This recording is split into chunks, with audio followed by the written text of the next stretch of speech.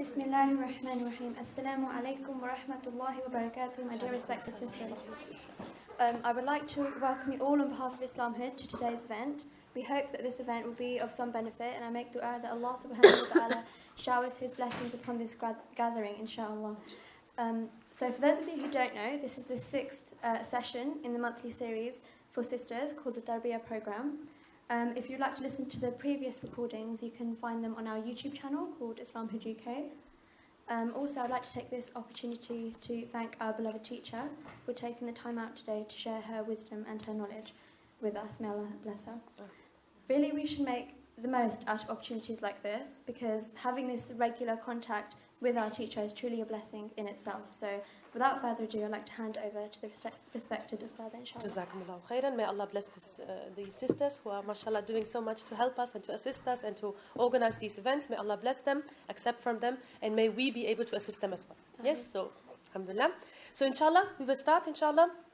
نحمده ونصلي على رسوله الكريم أما بعد فأعوذ بالله من الشيطان الرجيم بسم الله الرحمن الرحيم رب اشرح لي صدري ويسر لي أمري واحلل عقدة من لساني يفقه قولي ربنا زدنا علما اللهم فقهنا في الدين وصلى الله على سيدنا محمد أفضل الصلاة والتسليم. So, assalamu alaikum wa rahmatullah. Again, my dear sisters, today we will talk about the chosen ones. I think this was the title. I didn't see the flyer actually. Yes. It was the chosen ones, yes? Okay. Alhamdulillah. The chosen ones, which is of course, it's a very broad topic. We can talk about, hours and hours about all the stories of the prophets and all of the Sahaba. All of these people were the chosen ones. All of the close friends of Allah subhanahu wa ta'ala are His chosen people. So we will reduce this vast topic, inshallah, to some traits of character, because this is Tarbiya course. We will reduce these, vast things we could talk about what they did, about what they accomplished, about what they sacrificed for the deen, for Allah, for their followers and for the people. We will try to find some traits of character, because this is tarbiyah, which we are, inshallah, hopefully will be able to follow them. Yes, so we will take from every prophet, or for some of the prophets, we will read in a part of the Quran, we will take something which is an example for us as well. Of course, in every aspect there are our examples, but to reduce it, to make it more doable for us, we will, inshallah, pick out some of the, these shining stars and these shining examples to be able to mold ourselves according to their example as well. I want to start by saying that, only this word, to be chosen, is something normally we cherish very much. Yes, everybody wants to be the chosen one. Yes, especially not only men, women as well. Every human being wants to be, even among pets actually. If you have 2 cats, have you ever realized? Even if you have 2 cats and one is more beloved to you, the other one will do something. Either she will bully the second one, or she will come to you and try to be your favorite one. She will want to be your chosen one. So even among, animals and pets, you can see that it's something very natural and something very basic in our human setup, that we like to be special. Yes, we like to be special. We want to be the best cook. We want to be the most beautiful in class. We want to be the most intelligent and beautiful, to make things complete. We want to be the best mother. We want to be the most caring mother. We want to be the most beloved to our husband, more than his mother, more than anyone else. We want to be special and chosen ones. So agreed that this is something worth fighting for. I want to be the chosen one. Now imagine that if Allah, the creator of the heavens and the earth, who knows about every single human being and every single animal and every star in the universe, He knows about everything, He created everything. And He looks down upon you and He says, oh, this my servant, she's amongst my chosen ones. Imagine this for a moment only. That He mentions your name, the one you love the most, if you are a believer, if you know and you owe everything you have, you owe it to Him. It's a fact, yes? Otherwise you would not believe. So if you believe, you know that you owe everything you have to Him, and alone and only to Him. And then you imagine that He likes me as well. Yes, because one-way love is never satisfactory, is it? It's never satisfying, yes? If you love your husband and you prepare for him and you dress for him and you do everything for him and he doesn't even look at you, does it make you happy? Because at least I love him. No, nobody talks like this. Yes, you want to be loved back, even by your children. It's not one way. It doesn't work like that. So to be chosen, to be special, to be regarded by Allah as worth looking at. And He mentions your name with those who are near with Him. The angels, for example, this is something we all should yearn for. We all should struggle for this, that this is the place I want to belong to. I want to be among the chosen ones. Yes? And there is a concept in some of the countries of Islamic origin that they say, no, chosen ones is only for prophets and for special people. You know, the awliyaullah, the wali people, who have a high status. And this is true, it's a very high status. Nobody can claim it anyways. Even the prophets did not claim it. It was given to them. Yes? So once you start claiming it, it's actually a sign that you do not deserve it. Yes? Once you start claiming it, so it's not something we can claim or we can demand from people that treat me like I am from the chosen ones. It is something only Allah can give you. And this we have to accept. From complete humbleness and complete humility, we have to accept this is not something I can give to myself. Yes, because sometimes we live in the illusion that, no, I'm the most beautiful, look at them, Yes, and I will give myself the illusion, and look at my class, all of them are stupid, and I'm the best one. And I can give myself illusion, and then once we go to university, we see that, oh my God, I'm not the cleverest after all. Yes, there are other people, because in your small area, in the small circle, you were something. But the circle gets bigger, then you are nothing. This is normal. Yes, so Allah gives us opportunity from, again and again, from here and then, He gives opportunity for us to realize that you are nothing. You are only something if you connect to Allah subhanahu wa ta'ala. You are only something if you connect to Allah. And if you connect to Him in a firm and in a strong manner, then you can even become from the chosen ones. So we will start with some examples of those people. First and foremost, of course, the prophets and the messengers of Allah, who were definitely among the people Allah chose. And how did He choose them? Or in what manner did He choose them? He chose them to work for His religion. So this is also a concept we have to be clear about. Normally, when we think about the word to be chosen, we only see, we are this media, we have this media mind of, perceiving things. Like we see in TV, we only see the moment when the winner gets the medal.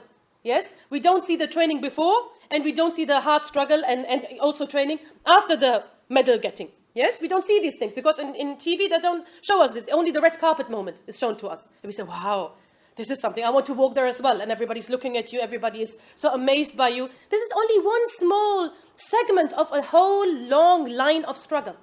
Yes, but the struggle is not shown to us. So once we understand that to be chosen does not only mean to be on a, what is this higher place where the winner stands? What is it? Exactly, yes. The winner stands on there. It is not about only standing there and receiving something golden and shiny in your hands, but it is hard struggle which precedes it before. Yes, so if you want to be chosen, you have to be prepared to work hard. Yes, this is something we have to be very clear about it. But I will tell you, for example, if there is a huge company here in the city, yes, huge company, and they only take the best of the best, the most intelligent. You have to be, A+++, and I don't know what kind of university degree you have to have. They only take the best ones. If you have not the best of best degrees, they don't even let you to come to an interview. Yes, there are some companies like this. Now, but you know that in this company, once you get a job, you have to work very hard. Yes? Does this fact that you have to work there very hard in any way deter the people to want to have a job there? No, because it's so prestigious, you don't care about how much you have to work. I want to have this place because it's such a high, status to have acquired. You understand my point? So again, the place of the chosen ones by Allah subhanahu wa ta'ala is the highest place a human being can get. Yes? And of course it means that you have to be prepared to work hard in the sake of Allah. But the beauty of the connection with Allah is that He can make something hard very easy for you. So you don't even realize that, I was working. Because Allah makes it so beautiful and so full of tranquility that after it you maybe realize that, this was a hard struggle. But Allah made it easy for me. Because this is the way of Allah. He always assists His servants. Yes? So we will start, inshallah, in Surah Al Imran. And really, there are many examples. Yes, this is quite randomly. We can choose any of the examples. We could talk about Sahaba for hours and hours. So let's take these examples, inshallah, and try to learn some lessons from them. But it's in no way exclusively only these examples. Of course not. Allah says in the Quran, in Surah Al Imran, verse number 33 and the following verses, أعوذ بالله من الشيطان الرجيم إن الله اصطفى آدم ونوحا وآل إبراهيم وآل عمران على العالمين. Indeed, Allah has chosen. Istafa means to choose someone. You know the word Mustafa? Yes? Many boys have the name Mustafa. It comes from the same root letters. Istafa or Mustafa and Yastafi all come from the same root letters. It comes from Sad, Fa, Waw. And it means basically in the root, the literal meaning is to be pure. Completely pure. Without any blemish or mixture of anything else. Pure milk, for example. When it comes right off the udder. Is it called udder? Okay. Right of the udder of the cow, for example, then this pure milk without any stain of blood or urine or anything, this will be called Safi. Yes? I think the word in Urdu, Safai, it comes from the same root letters. I think. Safiya comes from the same root letters. The name for girls and women, Safiya, the chosen one, the pure one, it's a very beautiful name. It comes from the same root letters. So when Allah does istafa for someone, it means two things. He chooses someone and purifies him by his choice, or he chooses someone because he was so pure. So both aspects can be true. Yes? To choose someone because he's so pure, or you choose someone and then you purify him. Yes? And both aspects can be seen true in the personalities of the prophets. So who are the chosen ones? Who are these special people? Allah has indeed chosen, first of all, Adam alayhi salam. Yes? Allah will mention 4 names in this ayah. First is Adam. Then Nuh alayhi salam, both were great prophets. Adam alayhi salam is the father of all men, of all human beings, and he was the first prophet from Allah subhanahu wa ta'ala. Nuh alayhi salam, Noah, a very famous prophet, a very great figure in all the monotheistic great religions. And Ala Ibrahima, and the people of followers of Ibrahim. Yes? So the family of Ibrahim alayhi salam, we will talk about it inshallah after Adam and Nuh.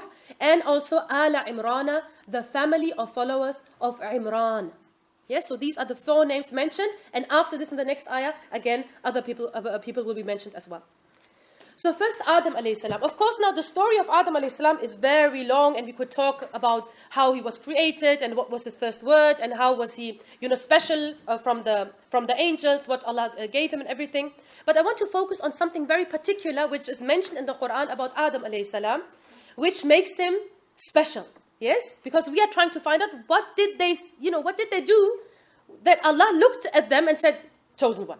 Yes? Why are they so special? How can I be not a prophet, but something, near them. So may Allah resurrect us with those people. Because this is our wish, yes? That's why we come here. So Adam alayhi salam, when you look at the story of Adam alayhi salam, he was in Jannah with his wife, and they were enjoying Jannah, they were enjoying paradise. And now Allah had made it very clear that everything is allowed for you except this one tree. The Christians say it was an apple tree, but we don't have a, authentic chain of narration what kind of tree it was, because it's not necessary to know. It was a tree, it was forbidden. One out of everything. But shaitan came and he lured them and he said that no, only Allah doesn't want you to eat from it because he doesn't want you to be living forever, and some kind of arguments and nice whispering and everything. In the end, Adam alayhi salam, he grew weak and he ate from the tree, and so did his wife. Know the story till here? Yes. He did a mistake. Yes? Human mistake goes, it's the same thing. Human beings do sins, and Allah knew about this. So once they sinned and once they realized that they did something wrong, now we have Iblis, he did something wrong as well. What did he do wrong? When Allah subhanahu wa ta'ala commanded him to prostrate in front of Adam alayhi salam, like all the other angels were supposed to do as well, the angels prostrated, but Iblis said that no, I am better than him. We know this story. He was arrogant. He was arrogant and he was envious as well. So both of two of the biggest sins possible, he both had them in himself. He was arrogant, and he said and he argued that I am better than him. I am created of fire and he is created of clay. So he did a mistake as well. So now we have 2 people, Adam alayhi salam and we have Iblis. Both of them did a sin. Yes? He was disobedient. He was disobedient. Till here it's the same story. Yes? But wait a minute. We say about shaitan, Iblis, A'udhu billahi minash shaitan rajim. Every child knows this or not? Yes, when we say shaitan, we say A'udhu billah. Yes, I seek refuge with Allah from the cursed shaitan. Everybody says cursed when he hears the name of shaitan. He's cursed till the end of time. Shaitan, rajim. He's cursed. He's driven away. Nobody wants to be with him. He's the bad one. Yes? And when we say Adam alayhi salam, we say alayhi salam. Peace be with him. So something must be very different in those 2 people, because both of them did a mistake, but then something must have happened that now we say a'udhu billah to the one and we say alayhi salam to the other. Something must have happened? Yes. What has happened? When Adam alayhi salam, first, Iblis. When Iblis, a'udhu billah min, when he was given the chance to repent, and when he was given the chance to be obedient, that do as I tell you, he said that no, because you led me astray, now I will lead human beings astray. Did he say this or not? Yes? So he was given the chance to see his fault, to admit his mistake, but he did not avail it. Yes, he did not benefit from this chance. He remained arrogant, he remained stubborn, and he even went one step further and said, because you led me astray. Look at the sentence. He didn't say, I made a mistake. There is no I in the sentence. You led me astray. He's the object in the sentence. Yes, so like as if he has nothing to do with the mistake. Don't we talk like this many times in our life? Yes, he made me shout. When we talk about the children. No, you shouted, my dear. Yes, I know this. I know how to talk like this as well. Yes, but we say like this. Or when the husband says something, you provoked me. Like we're always the object, miskin. Yes, we're always the object. We can't help ourselves. People make us do things. Isn't this the case? Yes, but no, we should talk more about ourselves in the subject case. Yes, nominative. I did something. Yes, and here starts the difference between those two. Iblis said, you led me astray, and then the whole story starts that I will come to them from every direction and I will take them away from the right path, and you will see, you will not find most of them from the grateful ones. He said this to Allah. So he had the chance, he remained stubborn, he did not ask Allah's forgiveness. Yes? Now let's look at Adam alayhi salam. Adam alayhi salam, once he realized, because when they ate from the tree, what happened? Their private parts were exposed. Yes? And this is, again, you can see what shaitan does. The first attack of shaitan comes where? In your morality. Yes, in your decency. The first thing shaitan attacks, when he has the chance to come to you from any direction, he tries to take away the moral, the decency, the modesty of a nation.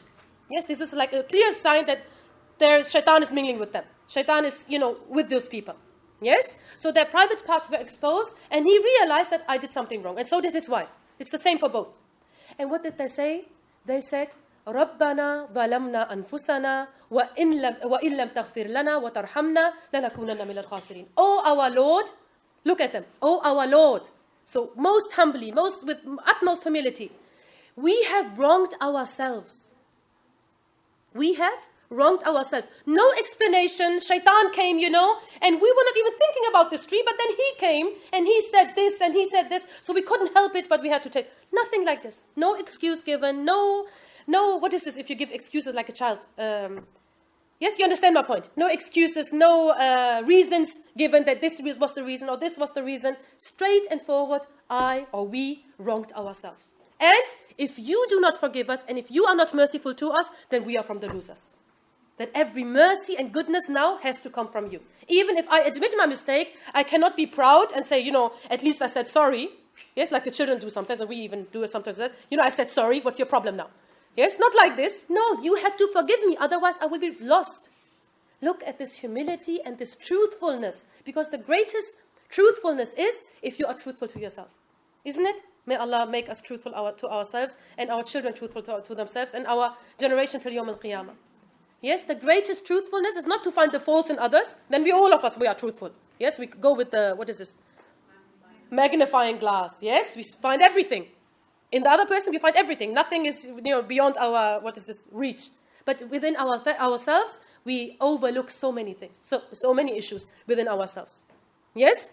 So this is the great difference between Iblis and between Adam alayhi salam. There are other differences, of course, as well. This is not exclusive. It's not, we have not exhausted the whole topic. But this is one of the great differences between a Iblisi character, a stubborn, a satanic character, which is not able to do tawbah, not able to repent to Allah subhanahu wa ta'ala, in between a humble human being, which comes back to Allah whenever he gets the chance to come back. So from this we learn the importance of tawbah and repentance. Yes? Whatever you do, whatever status you have, Adam alayhi salam knew that he is something very special. Yes, imagine you are a human being and all the angels bow down in front of you. What kind of scene must this be? Imagine, great angels, they are made of light and they are around Allah, and Allah is telling them, prostrate in front of Adam. And you are looking and everybody's in front of you, and still you are able to say, oh my God, I wronged myself. Imagine if somebody would be as humble as the angels were to Adam alayhi salam, we would be flying in the air. Yes, nobody could take us back to the earth because we are something now. Yes, this is us really. We are so weak. We can puff ourselves up and, like a balloon. And we are so full of, like in English they said, he's full of himself. Can we say this? We are so full of ourselves that nothing can bring us back to earth. Yes? And this is what Allah wants. Be what you are, but admit what you are. If you wrong yourself, then admit it to Allah. And this is something I can say it very easily, but it's difficult for all of us.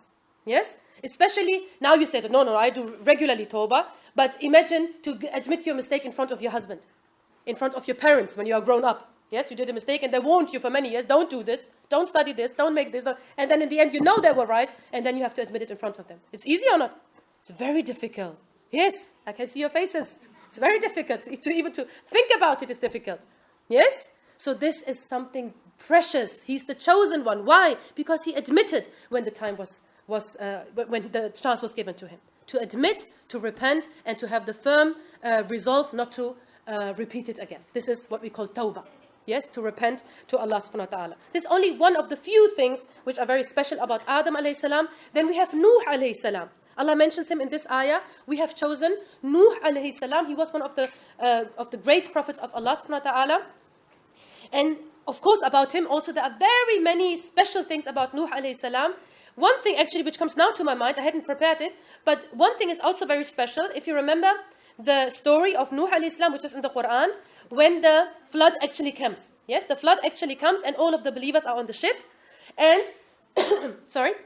and all the believers are on the ship and Nuh alayhi salam as well. But who is outside? The son of Nuh alayhi salam. Yes? And Nuh alayhi salam is trying to, call him into the ship and saying, now the flood is coming now. And if you are not here, then you will not be safe. Today, nobody is safe except the ones who are on the ship. But the son says some argument and he says, no, this will happen. I will take refuge on this mountain and nothing will happen. Because he was loyal to the disbelievers. Yes, he was loyal to the disbelievers. And really the ulama don't even, they can't say for sure that if he was a clear-cut kafir or not. Yes, but he was loyal with the kuffar. Yes, and he did not really believe, because if he had believed Nuh alayhi salam's message about the flood, he would have taken refuge in the ship. So Allah subhanahu wa ta'ala then, Nuh alayhi salam, he then makes dua. Imagine your son is, you know that he will die and you're trying to call your son in and he's not coming. What kind of scene must this be? Imagine this for a moment. I mean, we always say prophets. They were human beings as well. They loved their children. Yes, and he had struggled so many years to save everyone else and now his son is not in the ship. Imagine this just for a moment. Imagine this. But still, Nuh alayhi salam did not have bad thoughts about Allah subhanahu wa ta'ala. Imagine ourselves. If we struggled for years, in the riwayat it says in the traditions that Nuh alayhi salam did da'wah, invited people to Islam for 950 years. Imagine yourself working for 40 years for the cause of Allah. Yes? And after 40 years, imagine, may Allah protect us and our children. Imagine, we don't have the heart. May Allah protect us. We are not like these people. But imagine after 40 years of da'wah, inviting everyone, benefiting people, benefiting, working hard, traveling long journeys and being there for people, your own child is not from you. Imagine this for a moment. May Allah protect our children. Imagine this. And still to have the firm belief and good thinking about Allah and not to despair in the mercy of Allah. Imagine. What kind of scope must your heart have? Yes? How vast must your own heart be? To what degree have you recognized Allah subhanahu wa ta'ala's mercy that you still, in the face of this calamity, you do not despair in the mercy of Allah? What does Nuh alayhi salam say? It's a very beautiful dua. I will try to find it. He says that, Oh Allah, oh my Lord, indeed my son is from my family. Because Allah before that, he had promised that Allah will save everyone from the believers and your family. Yes, so Nuh alayhi salam said, Ya Rab, he's my family. But Allah later then says that no, he's not from your family because he's a kafir. Yes, he's amalun ghayru salih. His deeds are not righteous. So this is like the criteria, not blood relation. The criteria is righteousness. Yes, so he was not righteous, so he will not be counted from your family. So Allah's promise was true. But in this instance, Nuh alayhi salam did not understand, Ya Rab, your promise and this, your promise and this, how can I combine these two? But then he said, and indeed your promise is true. Yes, indeed he is from my family and your promise is true. So I'm not, doubting your promise in any way, but still I don't understand.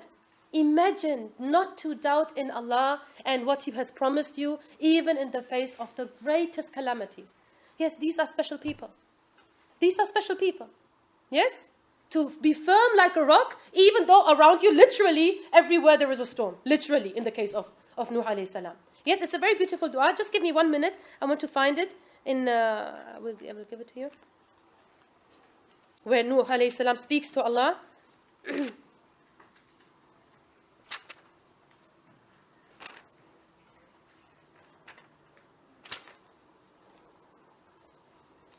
Maybe I will give it to you later. I think he said, Inna wa'adaka al-haq.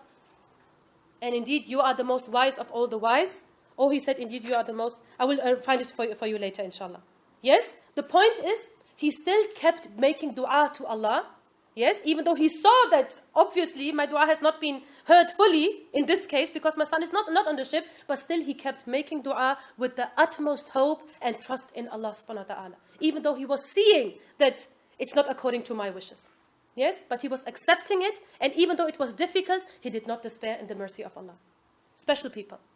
Yes, and of course there's something else. This is what I actually had prepared about Nuh alayhi salam. When you read the surah, which is actually named Nuh alayhi salam, in the 29th juz, there is a whole surah, a whole chapter of the Quran, which has the name Noah.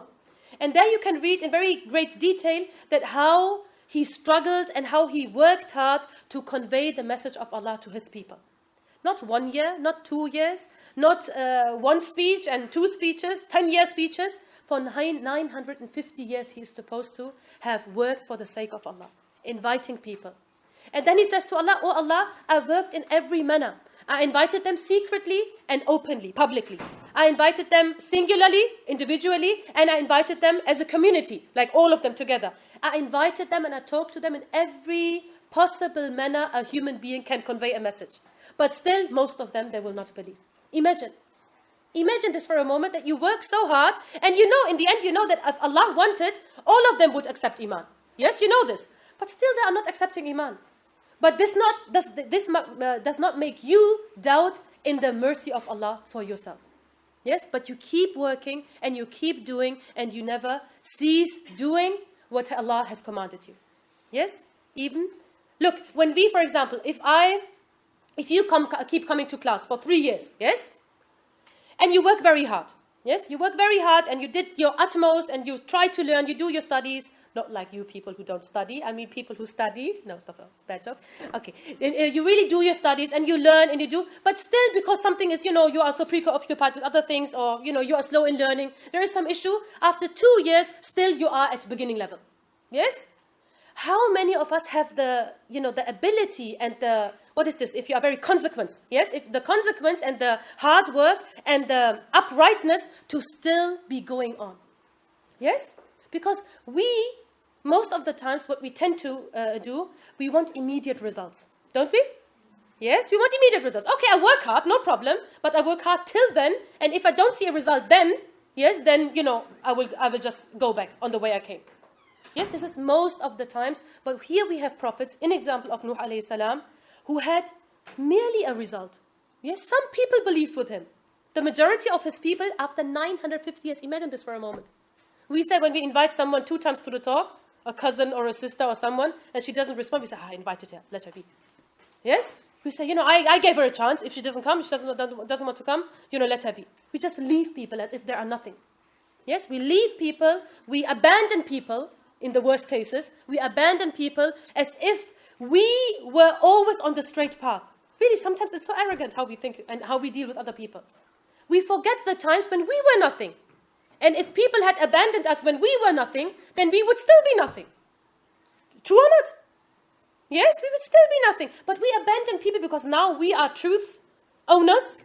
Yes? Private cooperation of truth, we have created it and we own it, and that's why we can single out people and just abandon them and categorize them. You are munafiq, you are this, you are that. What kind of people are we? Really, it's so sad. We are more harmful for our own community sometimes than the kuffar are for ourselves. Is this true or not? Really, it's so true. And Nuh alayhi salam and all the prophets, really all the prophets, but here we are talking about Nuh alayhi salam, they maintained their level of dedication. This is really what I want to say. To maintain your level of dedication, it doesn't matter, no matter what is the result you are seeing. Because there is another result in the next world, which will be the real result. Yes, but we don't have the patience to wait until, it's so late. But this is the real result. So this is something very important about Nuh alayhi salam. And there are many other things. Really, I mean, we could talk about only Adam and Nuh alayhi salam, but I want to continue. Then Allah says, وَآلَ إِبْرَاهِيمَ. Ala Ibrahima, meaning that, as we know, after Ibrahim alayhi salam, many of the prophets, especially those who are mentioned in the Quran, were from the descendants of Ibrahim alayhi salam. So his son was a prophet again, his grandson was a prophet, his great-grandson was a prophet, and his great-grandson, Yaqub alayhi salam, was the father of whole nations of prophets. Yes, Bani Israel, all the other prophets, till Muhammad sallallahu alayhi wasallam, came from this lineage, which I mentioned in the Quran, from the descendancy of Ibrahim alayhi salam, of Yaqub alayhi salam, exactly. Yes? So alone, this is something very special. Imagine that you know that imagine just for a moment, that from your lineage, from your descendancy, will be all the da'is in England in the future. Oh my God. Yes, it's something like, oh my God, we can't even imagine it. Let alone prophets who spread religion in all the worlds and who are the bearers of tawheed and of righteousness and truth, and who will sacrifice for the sake of Allah. So Allah does not only choose you, but He chooses your children and your children after them till, for a long time. Yes? So even the Bani Ismail, from which we have the branch of Muhammad sallallahu alaihi wasallam, they also come from Ibrahim alayhi salam's lineage. Yes? So all the great prophets, which are mentioned in the Quran, and the greatest of them, Muhammad sallallahu alaihi wasallam, they come from Ibrahim alayhi salam's descendancy. Yes? So this is something very special about Ibrahim. Everything is special about Ibrahim. Really, Ibrahim alayhi salam, only if we think about the story when he was thrown into the fire. Yes? When his people realized that he was the one who smashed all the idols in their city. It's a long story. I will just tell you, most of you should know the story anyways. And they realized that he's against our idols, against our culture, against our religion. And he was a youth at that time. They built a huge fire in which everybody helped. Like the whole city is against you. Imagine. Wherever you look, people are against you. Can we relate to this nowadays? Yes? I think nowadays we can relate to it. Maybe, in a tiny, percentage. That wherever you look, people seem to be against you. You didn't do anything. You didn't do anything wrong. You didn't even speak something. You didn't even say something. But people seem to be against you. So Ibrahim alayhi salam, wherever he looked, people were against him. Only because he did something as a youth which they would not tolerate. And they built a huge fire. They built a huge fire. In the riwayat, it is said in the tafsir, for example, that when he was driven then to the fire, first he was put in prison, and then, till the fire was built, and then he was driven to the fire, and then Jibreel alayhi salam came to him, as Jibreel comes to the prophets, and he helps them, and it's reported that he had said to Ibrahim alayhi salam, that do you need anything? Allah is sending me to ask you if you need anything. And he's supposed to have said, I don't know about the authenticity from this riwayah, but it's mentioned in the tafasir. We can take it as a story, because he had the caliber to be like this, yes? And he's reported to have said that, no, as for you, I don't need anything from you. And as for Allah, so hasbi Allah wa ni'mal wakeel. Yes? So this is something he is reported to have said. What is mentioned really almost all of the tafasir, that when he was actually thrown into the fire, he said, hasbi Allah wa ni'mal wakeel. Sufficient is for me Allah. If I have Allah, I don't need anything else. And He is the best of those who are trusted. You rely upon. Yes? So in the midst of animosity, when everybody's against you, you should say what? You should not, look, there's another way to react to animosity. When everybody's against you, you start fearing people. Can this happen or not? Yes, you say, oh my God, he can harm me, and he can harm me, and I should, seek the favor of those and those people. Maybe they can protect me. This is a natural reaction. But Allah says that, look, the one who provided those people, your enemies, with all the power they have and all the resources. Look at the media. We don't have these resources. You can't even, there's no competition. Yes, there's no competition. If I say something every day 100 times, only me I say it, or all the masajid say it, still one media channel, one news channel can overrun all of us. Is this true or not? So there is no competition really. So the one who gave those people who are against us, or against Islam, however you want to express it, the one who gave them and not supports them, but He gives them the ability to do all what they are doing, is Allah subhanahu wa ta'ala. Yes? And He has given them those resources and those power with a reason. Yes? It's a test for us. In the least, it's a test. Or some say some kind of punishment even. But in the least, it is a test for us. So when you go into this test by starting to fear people, have you been successful in this test or have you been unsuccessful? Think for a moment. If your reaction to this kind of test is, oh my God, the people will harm me, you have been unsuccessful. Yes? So you are actually suffering because of the people, literally, and then you will suffer again because you have lost the help of Allah as well. Yes? Because when He tested you, you did not return to Him, but you returned even more to people. Yes? Instead of running to Him, knowing that He can give me everything, He can protect me, He can shut the mouth of the people who are against Him, He can do all of this, even if I'm helpless. Instead of running to Him, we run even further away from Him. Yes? And this is not the way of the chosen ones. Yes? Like Ibrahim alayhi salam. Another thing about Ibrahim alayhi salam, of course we know that whatever Allah gave him as a command, that leave your wife there and there, leave your child there and there, sacrifice your son, all those difficult commands which are mentioned in all the great religions, because it was something so great. Whatever Allah gave him, something is mentioned in the Quran about Ibrahim alayhi salam, Ibrahim alladhi waffa. Waffa means to do something to its utmost and complete it. Yes? Not half-done things. Yes? Not half-done things. Like, for example, today we listen to a talk, and then I feel some iman, and I say, yes, I want to change my life. And in the evening, I'll read my Isha prayer really well. In the morning, maybe Fajr as well. And Zuhur, it will start to, go down as well again. Yes? Half things. Yes? Half done. Not completed. Not till its end. Yes? Always according to our moods and according to the circumstances. But Ibrahim alayhi salam, he's described like a rock. Yes? Like a firm rock, that whatever Allah gave him, he did not stop until he had completed to its full. Yes? Wafa. Like we say in Urdu, wafadari. Most of you speak Urdu. To be loyal in all circumstances. Loyalty is not, for example, would you describe your friend as loyal if he's with you in good times and in bad times he will not pick up the phone? Is he a loyal friend? No. Loyalty is described as what can be found always. Yes? It doesn't matter in which circumstances you are or he is. He will always be there for you. Yes? So wafa comes from the same root letters, to do your best to complete everything and not leave it half done or in the midst of the way. Yes? Ibrahim alladhi wafa. Whatever Allah commanded him, he did it to its end. Yes? Until Allah said, now it's enough. Yes? He didn't say, Ya Rab, now it's enough. And imagine, if somebody had the right, really the prophets have the first right, if somebody can claim the right, to say to Allah that, Ya Rabbi, it's enough. Yes? If somebody had this right, nobody has, then of course the prophets would have this right. Yes? Imagine just Ibrahim alayhi salam's life. It reads like a long series of sacrifices. Yes? One asks oneself that, did he ever love this man? Where is something good? Yes? Of course he had a normal life as well. He had his wife and they must have eaten and cooked. They must have a normal life as well. But what we read about them is only one sacrifice, one more. He just comes back from one sacrifice and Allah has the next one prepared. And he never complains. He never despairs in the mercy of Allah. He never feels ill-treated by Allah subhanahu wa ta'ala, because he knows the more I do for Allah, the nearer I will draw to Him. Yes, this is the right thinking. And not to despair and say, what kind of times we are living, everything is so bad, everything is so bleak, bad times for Muslims, and I don't know where this is leading to. No, you should be critical and you should be analyze, so you can find solutions, but do not despair in the mercy of Allah. You understand the difference? Do not despair in the mercy of Allah, and do not think ill of Allah subhanahu wa ta'ala, that He put us in this situation. Why doesn't He do something? Yes, maybe because Allah means well for us, and He wants us to wake up.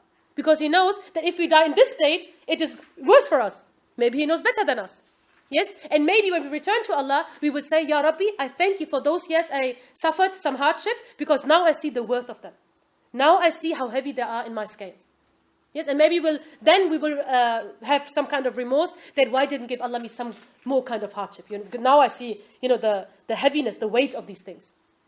Yes? We shouldn't ask Allah for hardship, of course. This is unnatural to do. We ask Allah always for well-being.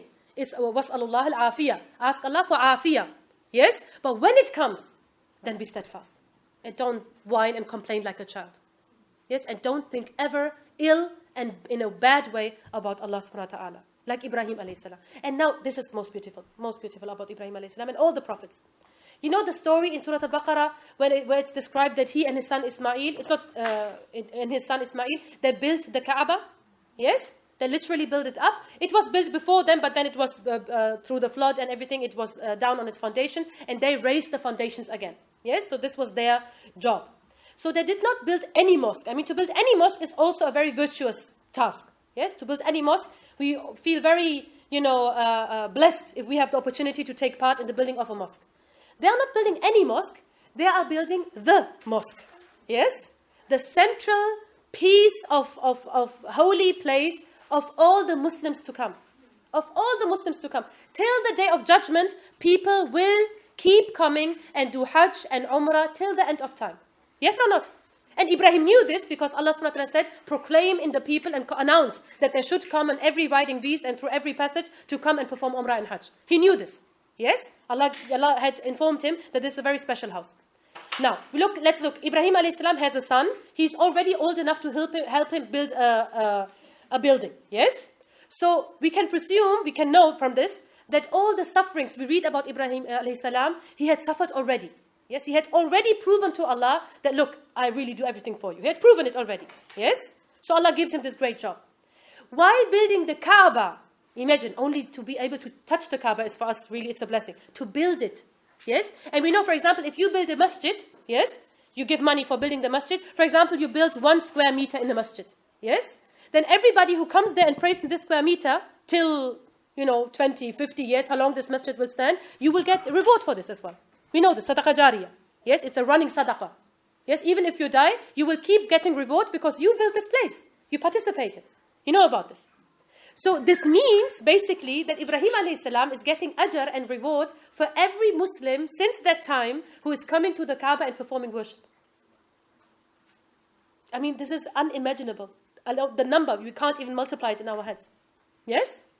Now, he's doing this job. He knows that he's doing something very great. He has proven to Allah already that, look, I'm loyal. Ibrahim alladhi wafa. I was prepared to sacrifice my son. I left my wife and baby, milk-suckling baby. I left them in the desert for you. I left my country. I was put into the fire. Everything happened already.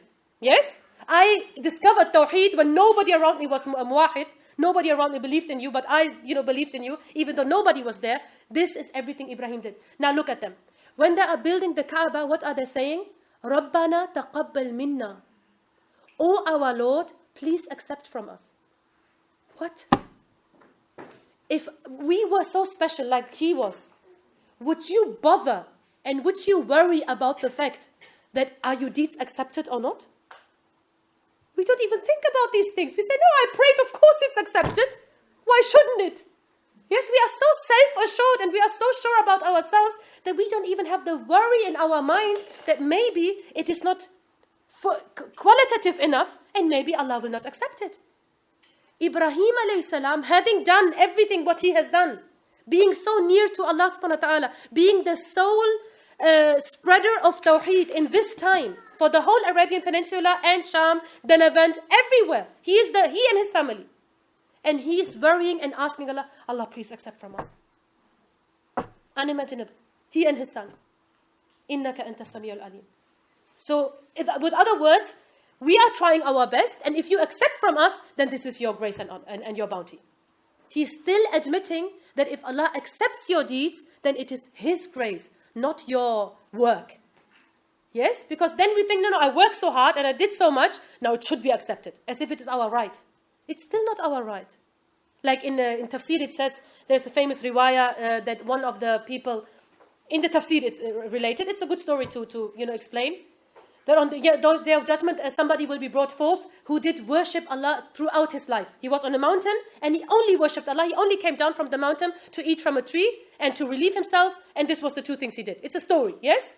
Maybe it is true, but it's related, so we don't know. But let's take it as a story. He will be brought forth on the Day of Judgment, and he will be asked, how do you think you will be treated?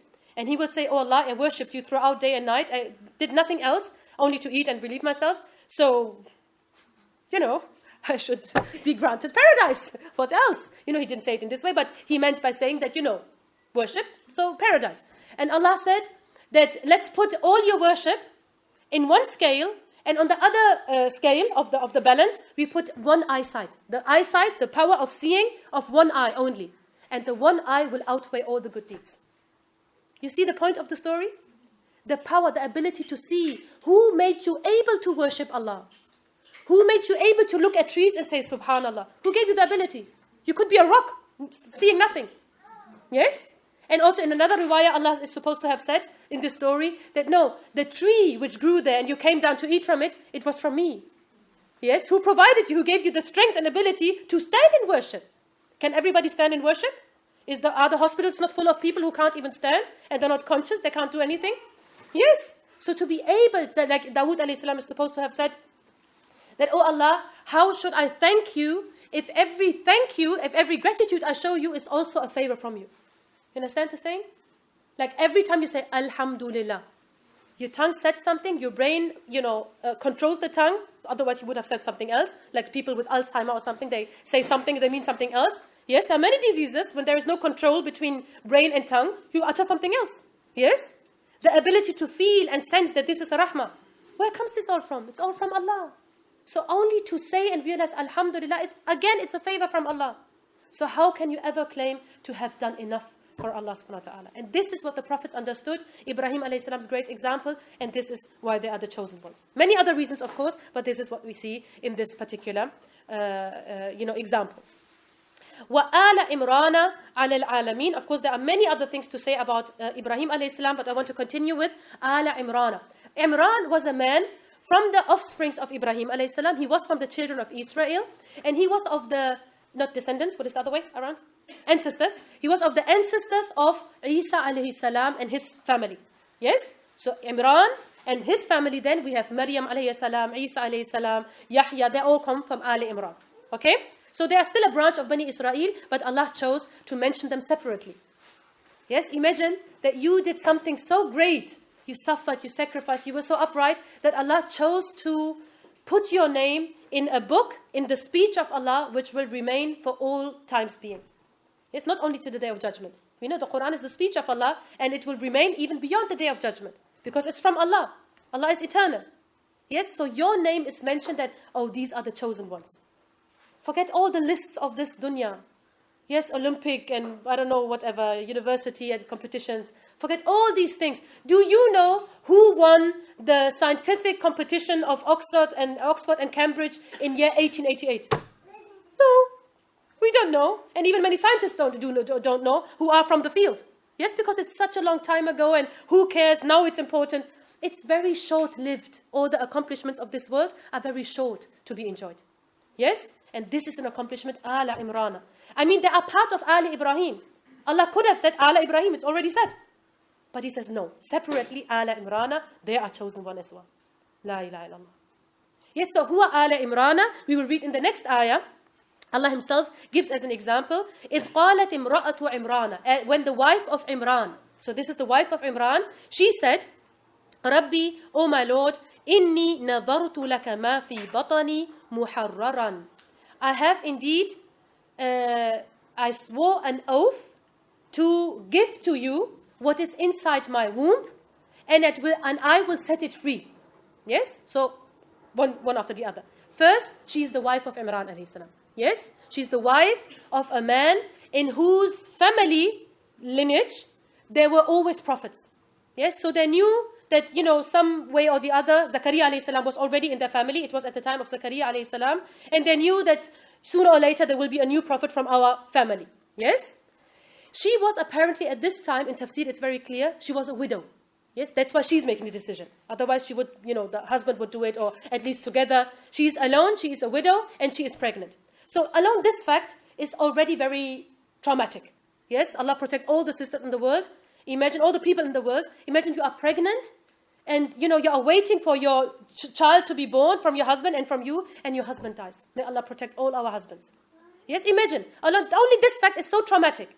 But look at this woman. She seems to be so strong that she's already thinking about not how she can come out of this trauma.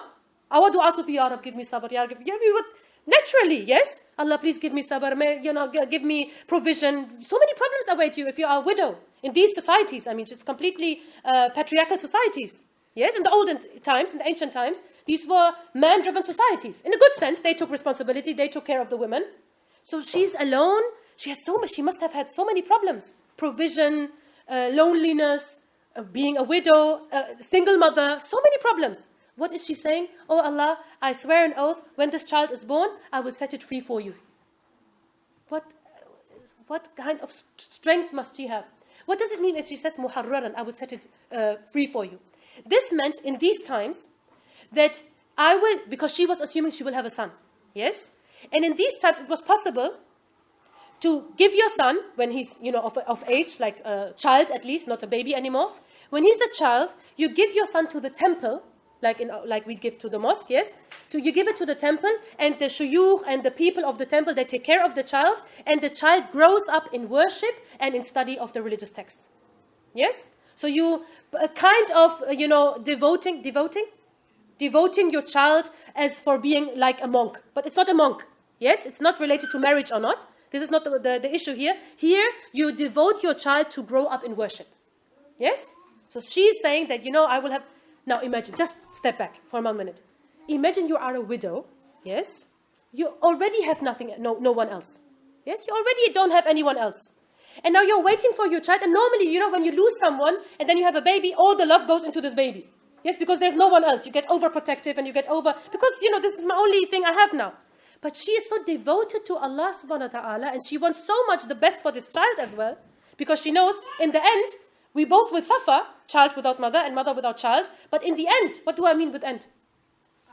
Akhirah. Because we think when we say end, we only think till old age, shortly before death. This is our end. This is not the end. The journey goes further. The end is the day of judgment. This is the end, and then again, a new journey will start. Yes? And she knows that in the end, this will be the best for him and for me as well. Ya Rabbi, when I have a son, single mother, she's giving away her son, I devote him to you, to your worship. He will grow up in worship. So it's a very religious and pious family. And she's not saying that, what did my piety help me? Allah took my husband away. No ill thoughts about Allah. Fully determined, a strong woman, never despairing in Allah, and even ready to sacrifice further for Allah subhanahu wa ta'ala. Normally, if you are really hit by a calamity, Allah protect all of us, yes? Then what comes to mind first? Oh, I hope nothing else will happen now. Yes? Already this happened to me. I hope, I have enough to, worry about now. Of course Allah will not test me further. But this is not our choice sometimes. Yes? Sometimes 2, 3, 4 things happen in one time.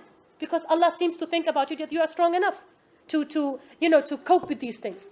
Yes? And this is remarkable, she is not coping with something which happened to her. Because then you really don't have a choice. She is imposing it upon herself.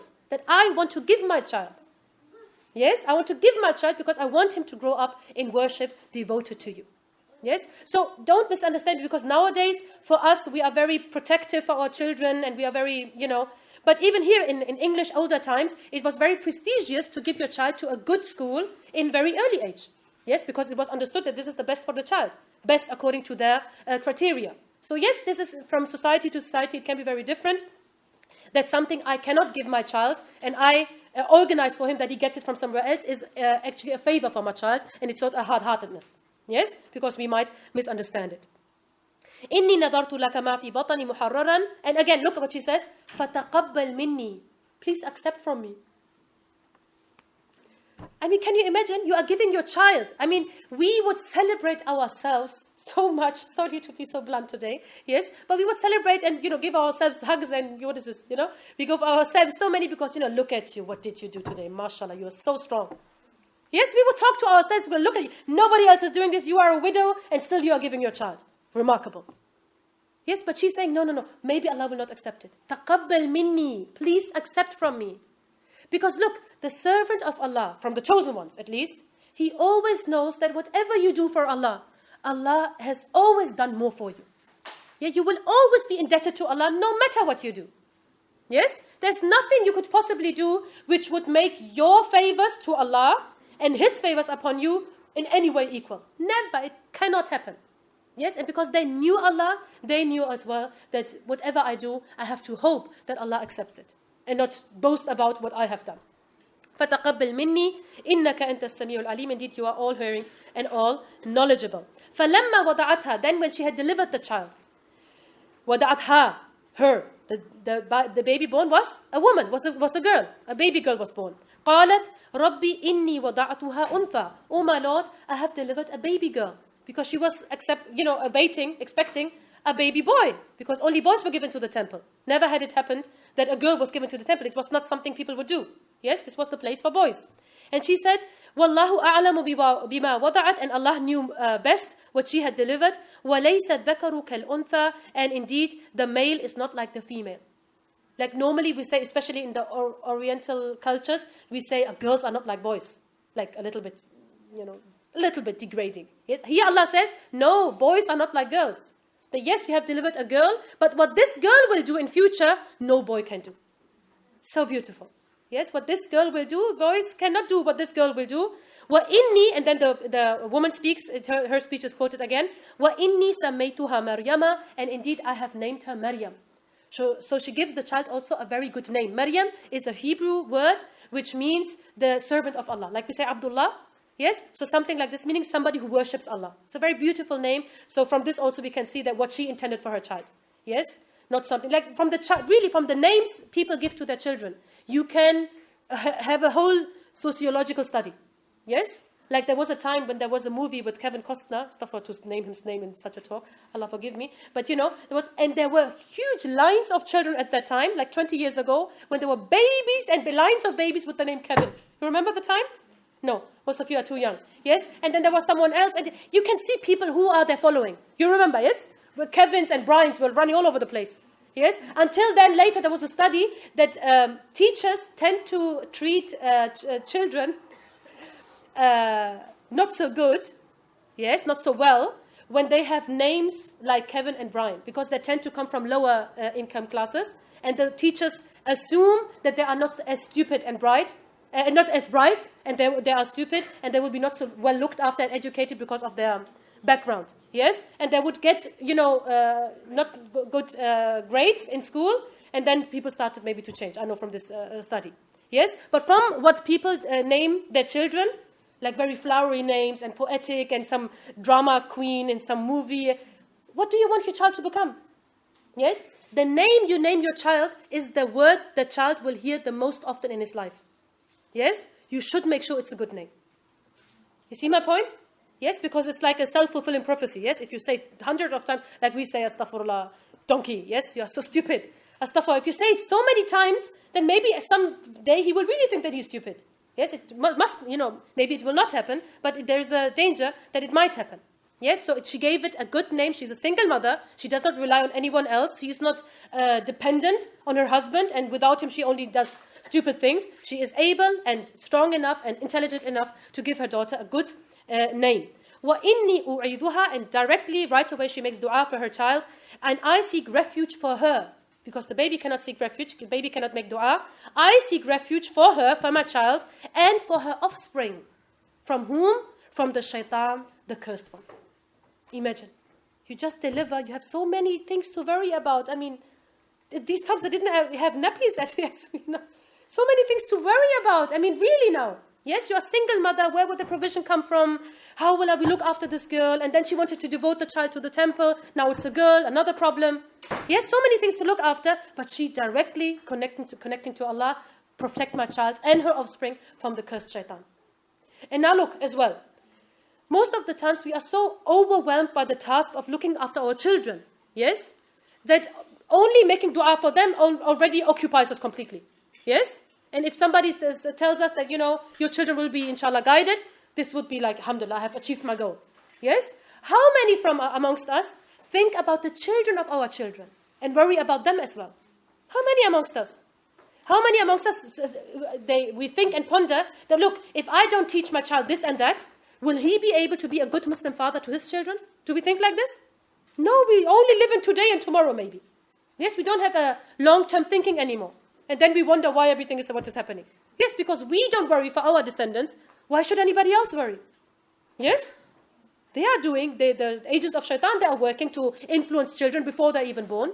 With the media and with the advertisements and all these influences. Yes? So I seek refuge for her and for her offspring. Who was the offspring of Maryam alayhi salam? Isa alayhi salam. Imagine. Look, these mothers produce these people. Yes, that kind of mothers. Isa alayhi salam, and in the riwayah, in the hadith, in authentic, as far as I can remember, in authentic hadith, it's related that every child from the children of Adam is touched, or what is this when you make like this? Pinched. Is pinched by the shaitan when he is born. Yes, and that's why the child cries. Yes, except Maryam and her son Isa alayhi salam. Why? Because their mother made dua. Imagine. Never despair in the dua to Allah. He can do everything for you. Imagine. It happens to everyone. But Allah took them out exclusively from this general rule because the mother made dua. And she must have made dua with utmost certainty, because these are the kinds of duas Allah accepts. Yes, if you think yourself that Allah will not accept but you keep making dua, obviously there is no strength in this dua. Like Ibn Qayyim al-Jawziyah, he says about the dua which is done with doubt. Like you make dua, Allah make this and that, but in your mind you think, how can this happen? Yes, these kinds of duas. He says these kinds of duas, they are like, he gives an example, like the arrow shot out of loose bow. Can you understand? Where this metal part of the bow is loose already, how far can this arrow, fly? Yes? And a dua made with utmost certainty, and that no, it will be like this because Allah promised that He accepts duas. This is like an arrow which, directly goes to its aim. Beautiful example. Yes? So the way you make dua, it has an influence on the way you are responded to. Yes? On the way you are responded to. And she must have made some kind of dua, because Allah exempted her child and the child of her child from the pinch or the touching of the shaitan. Yes? And throughout their life, there were special people beyond the reach of the shaitan. Chosen ones. Yes, and look, another thing about this woman, that if you want to give something to Allah, something very precious, yes? And you make your mind that, no, look, I will give it. Yes, it's very difficult, but look, it's the best thing to do. I will give it now. Yes? And then something happens, for example, you send a package, you send it to somewhere. Yes? You give it as a charity for Allah's sake. And then the address was wrong or something, and it comes back to you. It's fitna now, yes? Should I send it again or not? Yes, it came back to me.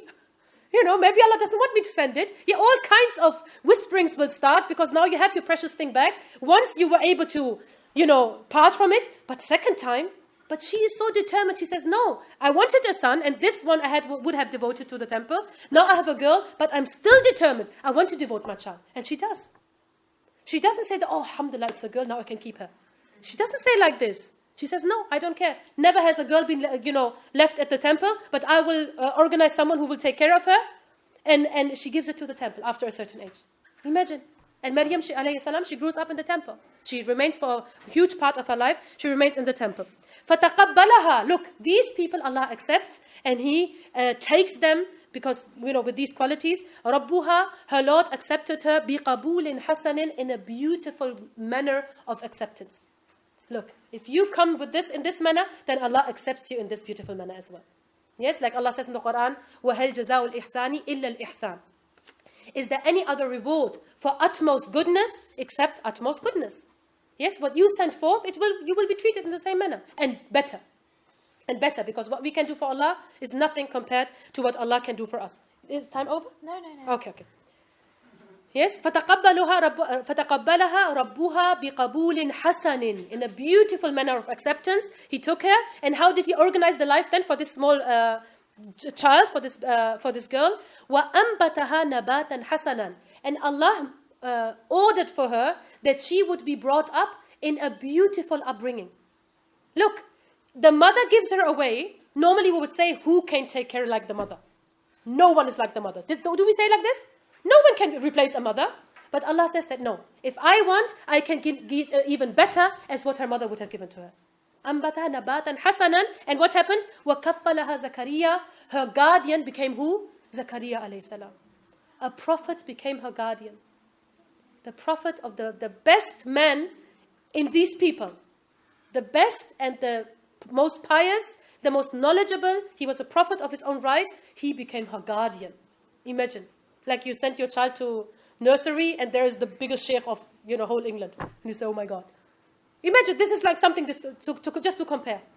Kaffalaha, her kafil, her guardian, became Zakaria alayhi salam. And in another part of the Quran we read that when they heard that she's from the family of Imran and all the prophets come from this family, they knew it's a special child, Maryam alayhi salam, and they, they competed with each other I want to be her kafil, I want to be her guardian. And in the end they had to draw lots. Yes, they had to draw lots as to find out that, okay, who will be given the job. And Allah made it that Zakaria was given the job.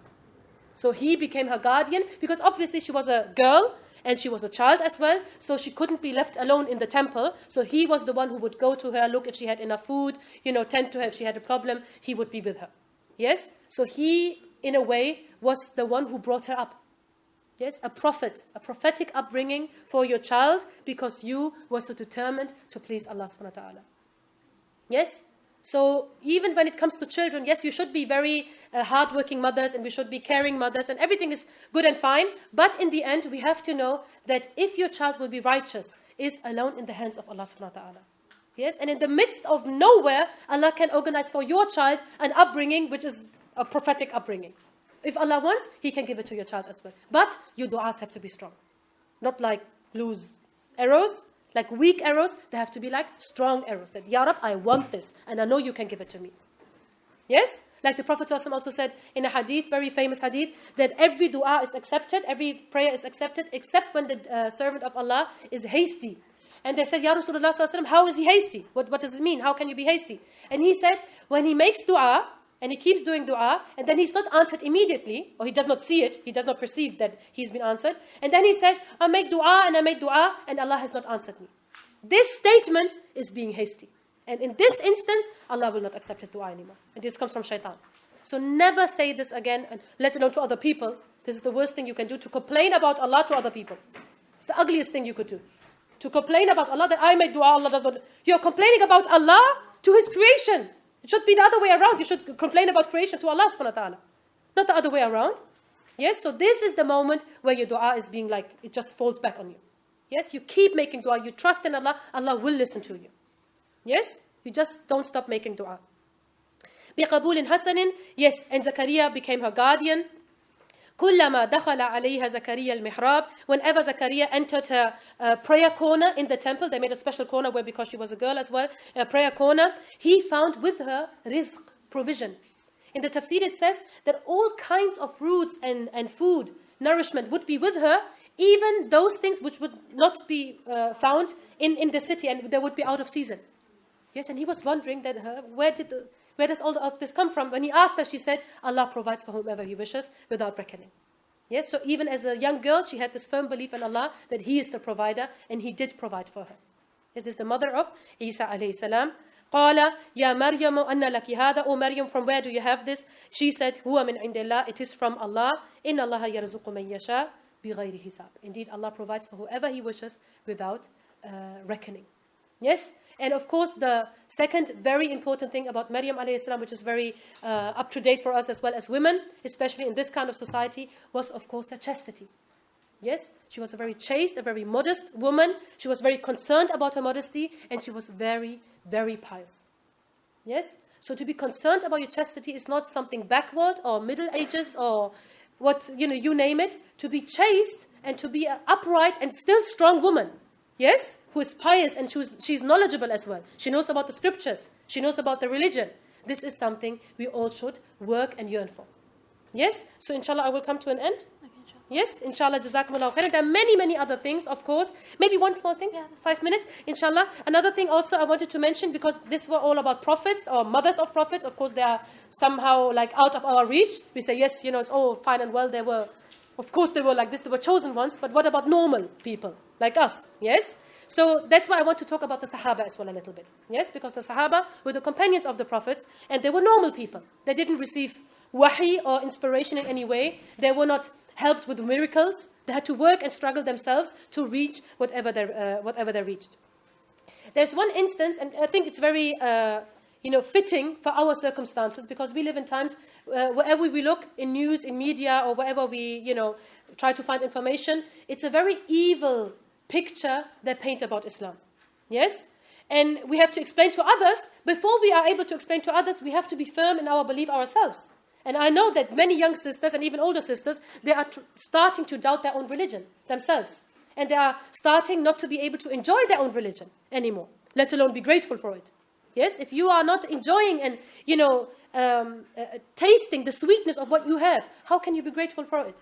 Yes? So there's only one kind of reaction we can show in this midst of this, it's a kind of calamity. Yes, this propaganda or calamity or this animosity, you name it. There's one story when the Sahaba, they were fought in the Battle of Badr and the Battle of Uhud.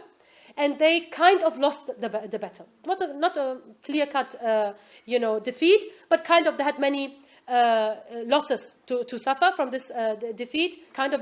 They returned to Medina. Many of them were wounded. They couldn't walk properly. They were wounded. One arm, one leg, one thing. 70 people were shaheed. Every house was, in grief. So, lots of problems. But it came to the point that the Prophet ﷺ, strategical reasons, he had to call them to fight and to come out again. And he said, we have to pursue the army of Abu Sufyan, because otherwise they will turn back and they can come to our city.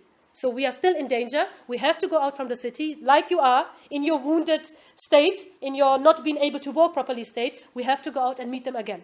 Yes? What happened? They were on their way, wounded already, kind of depressed because they lost already so many people. It's not a perfect state to be in. Yes, it's not very ideal. And what happens?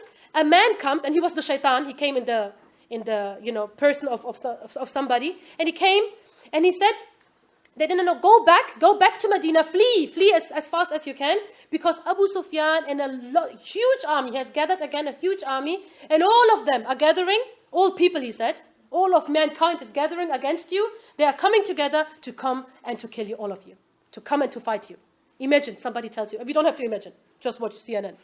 Yes, we don't have to imagine anymore. Just watch any kind of news anchor and you will see they are gathering to destroy Muslim people, Muslim countries, you name it. You give the right, politically correct, whatever to say, but we know what we say. Yes, we know what we mean by that. Yeah, all of them are gathering. Nobody's left behind. Yes?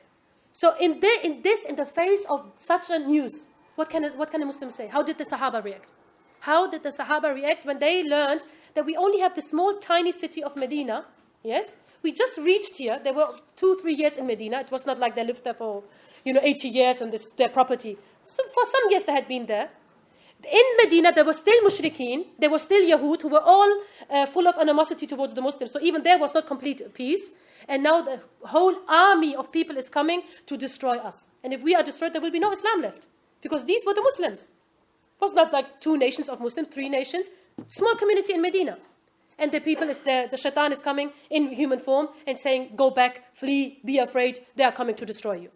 What did the Sahaba say? الَّذِينَ قَالَ لَهُمُ النَّاسُ إِنَّ النَّاسَ قَدْ جَمَعُوا لَكُمْ فَاخْشَوْهُمْ. Indeed, mankind, people are gathering against you, so fear them.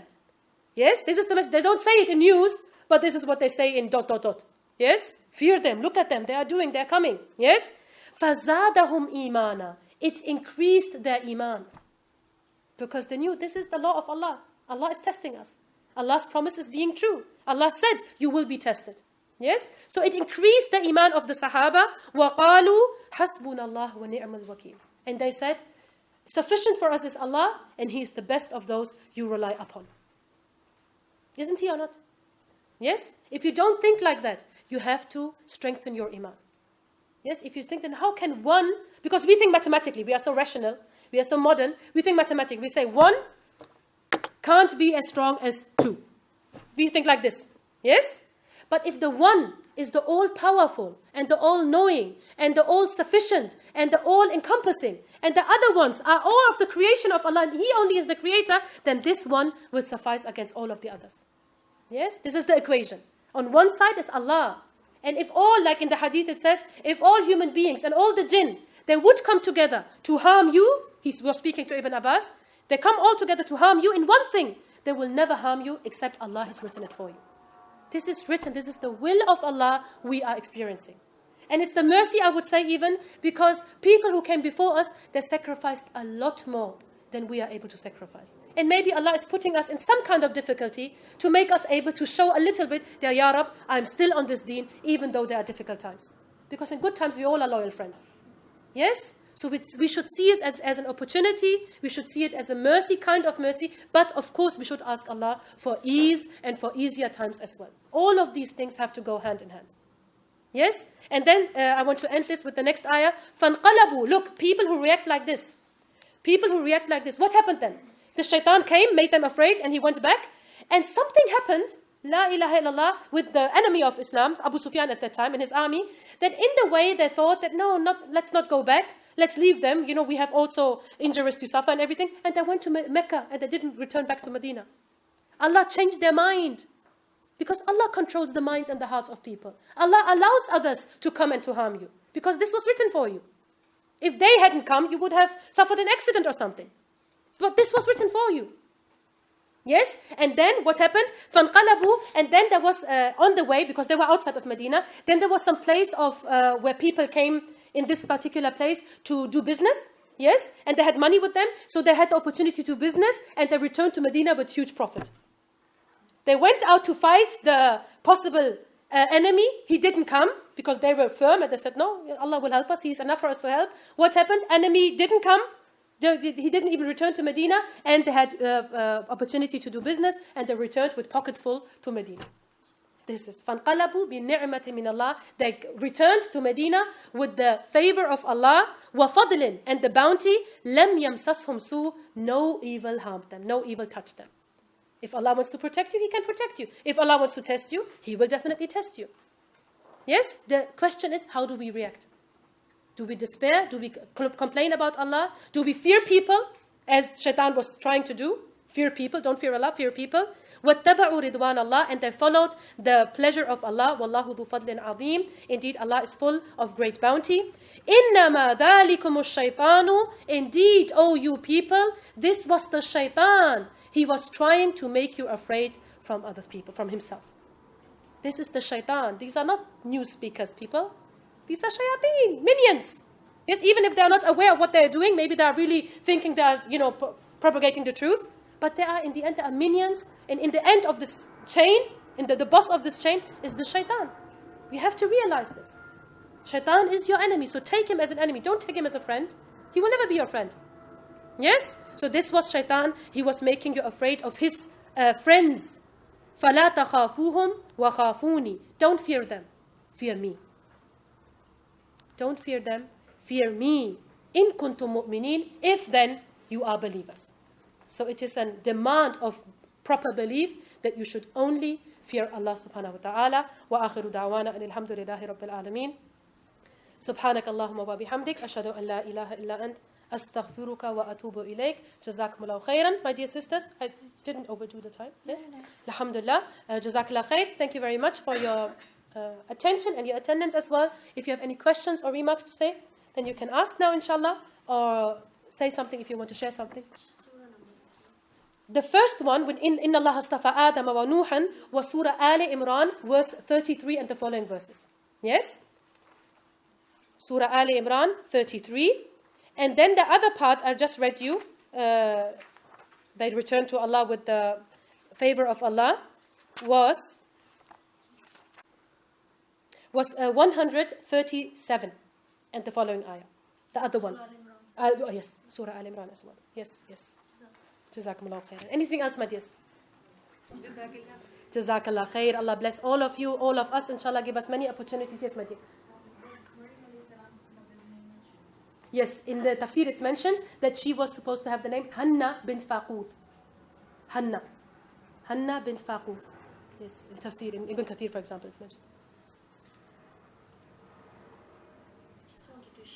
Yes. When we come to these talks, it's already in the Quran, but it's how much we know, but still when adding, that's why Allah says knowledge is never finished. No, how much ever you add, like yes. I've just read Surah Al-Imran last week, yes. then you adding it, He's just stopped yes. it up, and yes. there must be so much more yes. I would read, but still yes. it wouldn't finish. And yes. that's when Allah said, you can write yes. with the oceans. But with the oceans, it would never end the words of Allah subhanahu wa ta'ala. Yes, that's so true. That's so true. Jazakallah khair. Yes, anything else, my dears? Yes, otherwise we will come to an end, inshallah.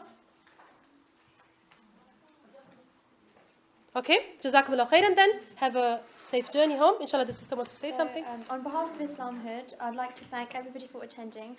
And inshallah, you found the event beneficial. And I hope that you can take something away from the lecture, even if it makes even a small little impact in your life. Sure. I would also like to take this opportunity to offer anybody who feels like they have something to bring forward to improve our dawah work that we do, to please get in touch, as we'd be more than happy to welcome you on the team.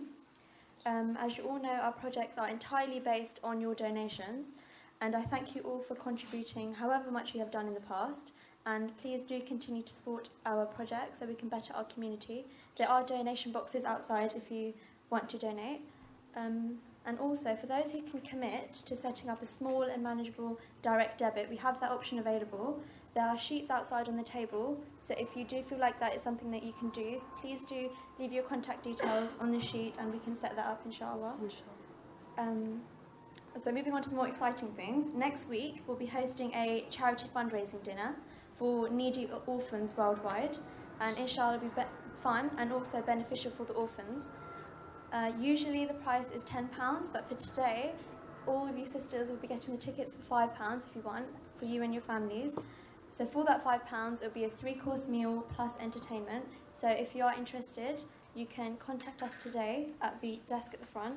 If you want to pay today, it'll be cash. If not, we can take your details and you can pay however later, inshallah. So that was it. Final point, before you leave, please could you kindly stack the chairs against the wall on either side, and outside there will be refreshments as well as hot drinks. Jazakallah. Jazakallah khair. Wa alaikum assalam wa rahmatullahi wa barakatuh. Wa alaikum assalam.